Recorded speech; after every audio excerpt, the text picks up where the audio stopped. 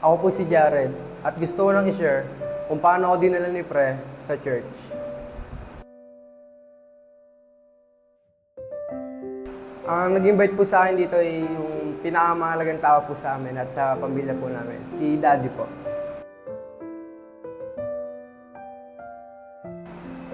Masaya po ako na na-invite po ako dahil lahat po ng hirap at pagod ay worth it naman po na makasama po sa church na to.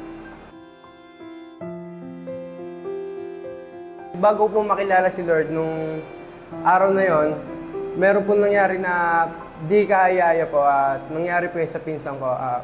Sinugod po siya sa ospital dahil po sa kanyang sakit at malalagutan po dapat siya ng hininga at ayun, meron pong isang nangyaring himala. Bago po makarating si Daddy sa ospital at Lola, yung pinsan ko na po yun ay nagkaroon po ng himala na nabuhay po ulit at doon po, naniwala po kami na tunay po si God po talaga sa buhay ng tao.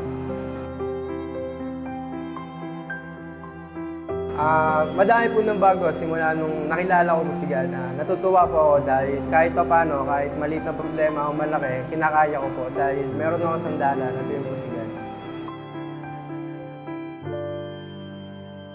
Napakasaya po dahil kahit pa paano, kahit yung lolo ko po, natutuwa po na nandito po kami at ang buong pamilya ko po nasa simbahan at worth it po lahat yun. Ako po si Jared at ito ang aking testimony.